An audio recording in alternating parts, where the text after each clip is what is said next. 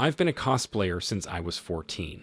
My wife and I dated for years before we got married and stayed together for 10. At the time of this story, I was 31 and she was 33. Even though she was never as passionate about cosplaying as me, she would go with me. I could tell she was losing enthusiasm for it even more, but she still came with me, dressed as her favorite Star Wars character. While I was geeking out with my friends, she must have decided she was too mature for all this and left.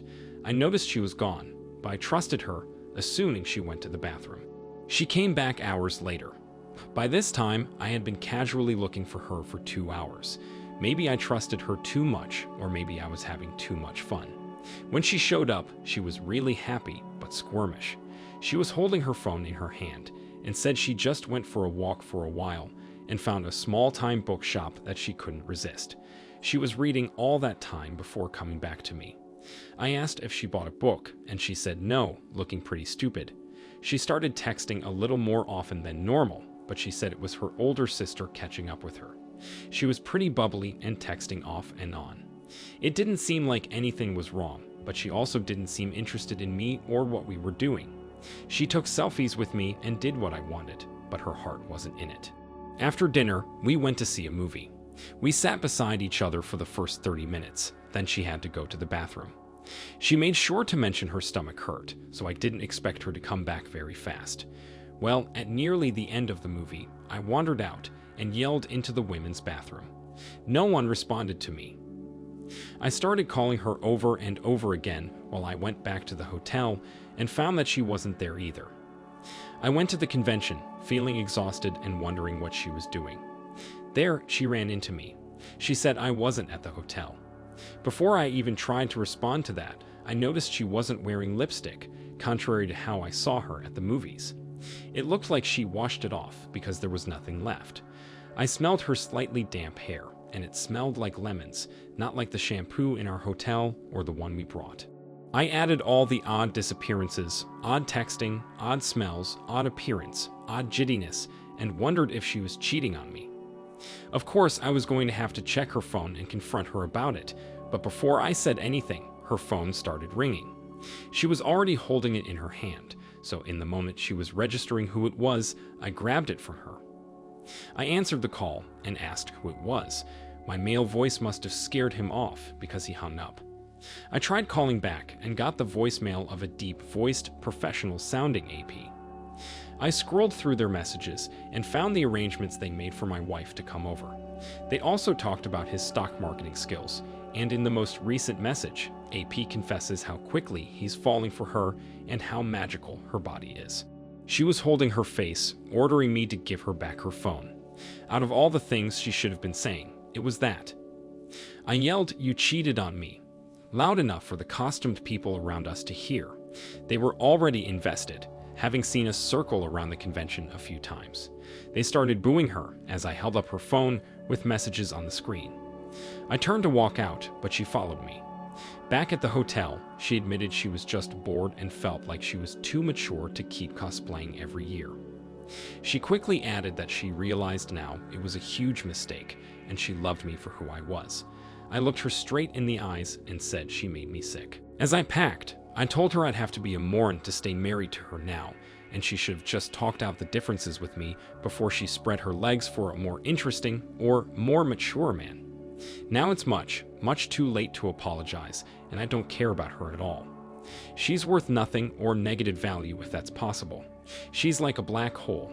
Her level of putridness would affect anyone who gets close enough to her. I told her I would never care about what happened to her, and shoved my bags in the car.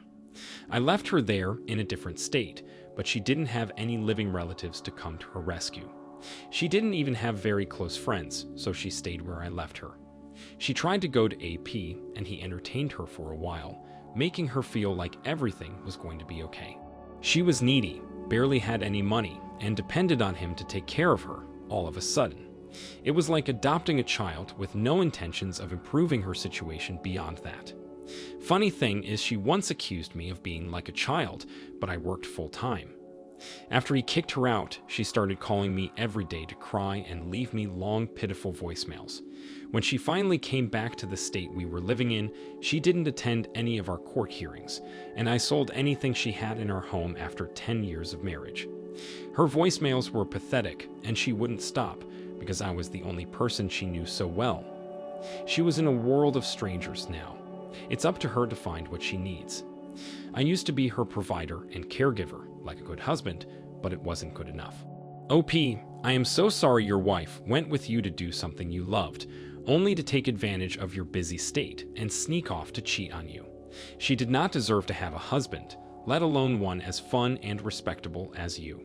From what you said, I can tell you valued the relationship you had and took pride in knowing how to communicate with your spouse. I'm sorry she didn't do the same for you and thought that she could find better with someone different. Different or new does not mean better, and in that moment of temptation, cheating women prove themselves idiots for failing to see the bigger picture. I wish you all the best going forward. Now let's get into our second story for today. My wife and I were married for 7 years and had been attending the same church for that long. Everyone had gotten to know us well, so the church agreed to let my wife start counseling members for free. She'd had a rough childhood, but managed to find faith and steer clear of drugs. She wanted to help others that couldn't afford counseling. Her intentions were so pure and good that the church, nor I, wouldn't have suspected her to do what she did. She operated as an unofficial counselor for years and came to know everyone in town through mutual friends. She never gossiped about people and became well respected for helping others, just what she wanted to do. This all changed when she met a sad, lonely man who was new to the church and coping with his wife being in a coma. She was in a car accident where he was driving, but it wasn't really his fault. He craved the company of a woman because she'd been in a coma for 7 months. She would counsel him and others in an office in the church where they had all the time and privacy they needed. Given the situation, 7 months doesn't seem long enough for him to be willing to cheat on his wife, but it was. At the same time, 7 years of marriage seems to be worth more than 5 counseling sessions with an unfortunate man, but it wasn't. When we both got home on one of the worst days ever, she said she'd suddenly felt nauseous on the drive. She blamed something she ate and locked herself in the bathroom. I called through the door to ask if she needed anything, but she said no. She sounded so upset, more than just sick. I heard her struggling, but she still didn't come out. When she finally did, she took one look at me and her lips started trembling. Her eyes poured tears, and when I rushed to her side, she pushed me away, claiming she didn't deserve it. She bursted out with, "I cheated on you." It felt like she shot me in the heart. I grabbed my chest and dropped onto the bed. She said she regretted it more than anything. She said it was the biggest mistake and stupidest thing she could have done. She said that AP's wife was in a coma and admitted he longed for a woman. I gasped. She cheated with a married man. I called her despicable and said she was supposed to be mine. She started crying so hard she could barely talk. She said she would never counsel anyone again, but she needed me to forgive her. She was on her knees, sobbing onto my lap. When I gathered the strength and willpower to stand up for myself, I pushed her away. I said she was right, she didn't deserve my comfort or love. I wouldn't trust her to be around anyone without me. I told her having a relationship would be impossible now. I would be stupid to think there wasn't a better woman out there for me. I made her pack her stuff and leave on the threat I'd tell the church everything. She said she wouldn't survive the embarrassment from that and would certainly need the church's support if I was to leave her. I asked if she deserved the church's support, and she said yes. This sounded to me like she wasn't learning her lesson, so after she finally left the house with a bunch of stuff, I called the church pastor. I told him what happened and described AP's situation for him to figure out who it was. She was staying with family and didn't realize I told the church until she walked in on Sunday morning, only to receive demeaning stares. No one spoke to her, and she was too afraid to speak to anyone else. Shortly after that, AP's wife woke up from her coma. It was really heartbreaking. Everyone knew AP cheated on her, so even if he wasn't the one to tell her, someone did. AP hated my wife for allowing him to do it, instead of being the good, honest counselor he needed her to be. The good, honest wife I expected her to be. I still blamed him a little bit, but he was right. He was the one feeling weak, but my wife wasn't strong enough to assure him that things were going to work out somehow. Not without breaking her vows to me and encouraging him to break his vows to his wife. It's still a little unbelievable to me. AP was still divorced. It's not something to be forgiven unless they want to remain unhappy, uncertain, and face higher chances of breaking up in the future.